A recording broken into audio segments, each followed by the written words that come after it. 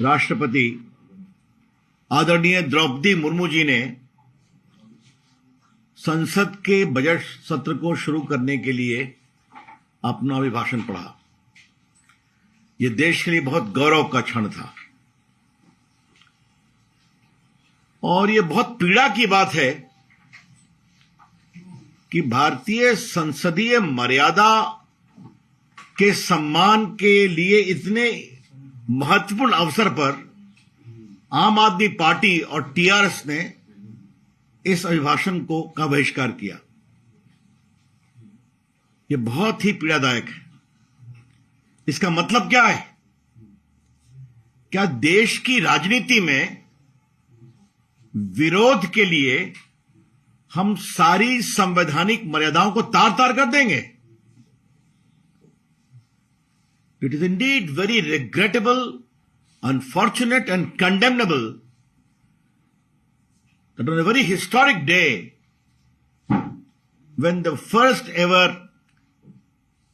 distinguished tribal president of India, Draupadi Murmu ji, was giving his maiden address while inaugurating the budget session, some people took it to the greatest low of our parliamentary democracy, namely Aam Aadmi Party and TRS, who chose to boycott.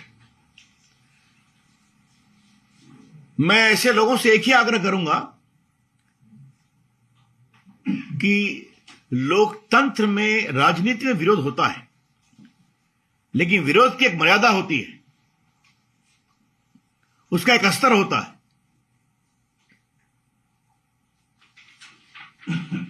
शायद आज का दिन तो एक प्रकार से अभिनंदन का दिन था ना, कि भारत के इतिहास में पहली बार ऐसा हो रहा है। आप उसी सम्मान के लिए आ जाते। और वैसे भी जितना आज उनका अभिभाषण हुआ, ये ठीक है, अभिभाषण में सरकार की उपलब्धियां भी रहती हैं, तो उन उपलब्धियों पर चर्चा करने का आपको अवसर मिलेगा ना। जब धन्यवाद राष्ट्रपति के अभिभाषण पर धन्यवाद ज्ञापन की बहस होगी, आप वहां बोल देते। आपको जितना सवाल खड़ा करना था आप खड़ा कर लेते, सरकार की ओर से उसका प्रभावी जवाब भी दिया जाता।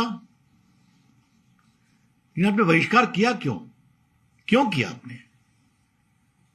यह आपने देश के राष्ट्रपति की मर्यादा का अपमान किया है और भारत की संसदीय परंपरा की मर्यादा को भी बहुत ही निचले स्तर पर आपने उतारा है।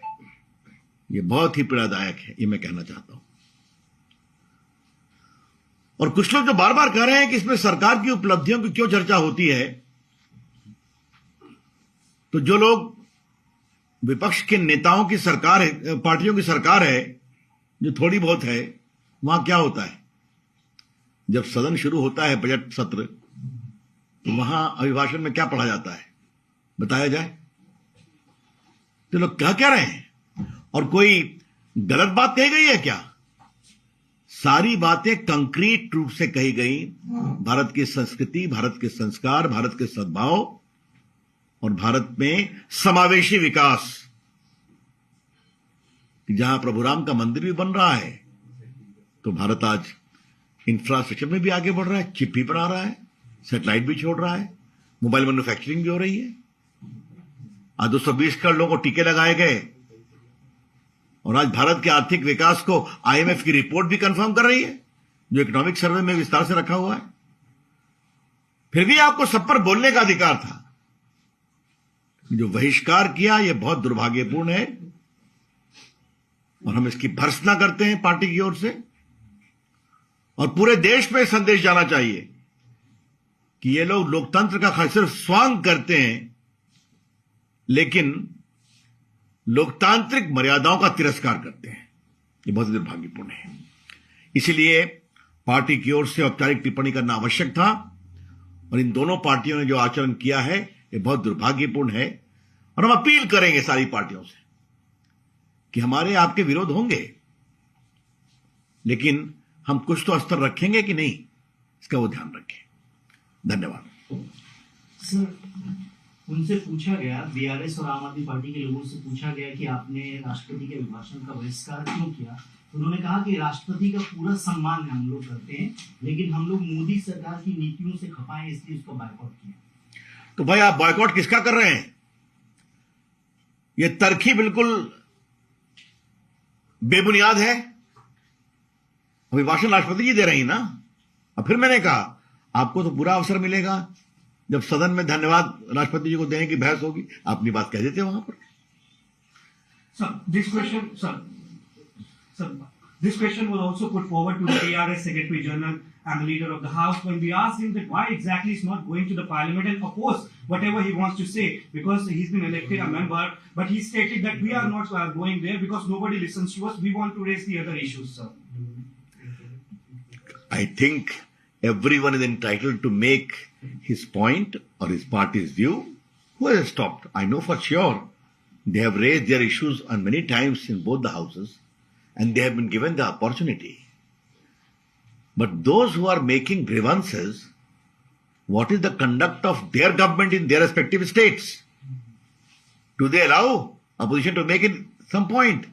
I don't want to take this debate to another level. I understand in many cases, because of intervention of the High Court, the governor was given the opportunity to address the House for the budget session.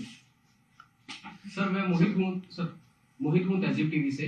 मौका था 26 नवंबर 2021, ये संविधान दिवस की तारीख थी और उस दिन एक ठीक इसी तरीके की एक घटना हुई थी जब टीएमसी, आरजेडी और कांग्रेस तीनों पार्टियों ने राष्ट्रपति के संवाद जो उस समय स्पीच देना था, उस समय उनके भाषण का उन्होंने बाइकआउट किया था और उनसे पूछा गया था तो ठीक इसी तरीके का उन्होंने उस समय भी बहाना बनाया था। देखिए मैं फिर कह रहा हूं, बहाना उनके जो भी हों ये ठीक नहीं है। और आज का अवसर एक बहुत ही भारत के संसदीय लोकतंत्र का एक बहुत ही महत्वपूर्ण दिन था जब देश की पहली महिला योग्य राष्ट्रपति अपना पहला अभिभाषण पढ़ रही थी। कम से कम उसका तो सम्मान होना चाहिए था। यह बहुत पीड़ादायक है। सर, राष्ट्रपति के अभिभाषण पर कांग्रेस ने कहा है कि इसमें एम्प्लॉयमेंट की कोई भी बात नहीं की गई है। ऐसा है, जरा सा वो एक बार पूरा पढ़ लें और उसकी कॉपी अवेलेबल है। आज का इकोनॉमिक सर्वे भी देख लें। अब कांग्रेस की इस टिप्पणी पर मैं क्या कहूं। आज तो इकोनॉमिक सर्वे में एम्प्लॉयमेंट रेट की चर्चा भी की गई है, बढ़ रहा है। लेकिन एक चीज बताइए, मैं अपने कांग्रेस के मित्रों को एक ही बात कहूंगा, सड़कें बन रही हैं तो अवसर मिल रहे हैं कि नहीं? स्टार्टअप 90,000 हुए हैं तो उनसे नौकरी मिल रही है कि नहीं? भारत दुनिया में सेकंड बिगेस्ट मोबाइल मैन्युफैक्चरिंग में आगे बढ़ा है तो लोगों को उसमें एम्प्लॉयमेंट के अवसर मिल रहे हैं कि नहीं? एम्प्लॉयमेंट प्रोविडेंट फंड का जो डेटा आया है उसमें एम्प्लॉयमेंट का नंबर बढ़ रहा है कि नहीं? ये तो सीधी सी बात बढ़ रहा है। हम अवसर क्रिएट कर रहे हैं। देखिए, सच्चाई लोगों को देखना चाहिए। कुछ लोग अगर जानबूझकर सच्चाई से आंख मूंदते हैं तो उसका हम क्या कर सकते हैं? सर शशि थरूर ने कहा है कि सरकार राष्ट्रपति के माध्यम से बीजेपी चुनाव कैंपेन करा रही है, अगला चुनाव। अगर महान चिंतक और लेखक श्रीमान शशि थरूर की यही समझदारी है बजट सेशन के उद्घाटन के बारे में, तो मैं क्या टिप्पणी करूं? दुर्भाग्यपूर्ण है ये। मैं इतना पूछूंगा कि उनकी जो बची कुची सरकार है, उस सरकार में जो बजट सत्र का आरंभ होता है तो उसमें क्या कहा जाता है? मेरे ख्याल में अब तो थोड़े वो अनुभवी सांसद हो गए हैं, ये परंपरा है। और जिस सरकार में वो मंत्री थे केंद्र में, यूपीए में, तो उस समय के बजट सेशन में क्या कहा जाता था? क्या भजन होता था? क्या बात करते हैं वो? ये संसदीय परंपरा है कि सरकार की उपलब्धि और बाकी विकास का एजेंडा राष्ट्रपति के अभिभाषण में होता है और बाद में उनको जो धन्यवाद ज्ञापन की बहस होती है उसमें सारी बातें विस्तार से चर्चा होती है। ये तो परंपरा है। रवि जी, राष्ट्रपति का अभिभाषण पर ही उस अभिभाषण में सरकार की उपलब्धियों का आपने भी कहा, उसमें विरासत की बात कही गई है, चाहे वो राम मंदिर हो, काशी हो, उसी विरासत को तार-तार करने की कोशिश की जा रही है रामचरितमानस को जलाकर। नहीं लग रहा है कि इस पर हम विस्तार से बात करेंगे। मैं आपसे इतना ही कह सकता हूं कि जिस विरासत की बात की गई है, प्रभु राम का भव्य मंदिर बन रहा है, उज्जैन में महाकाल का विशाल कॉम्प्लेक्स बना है, बद्रीनाथ, केदारनाथ और स्वयं काशी विश्वनाथ।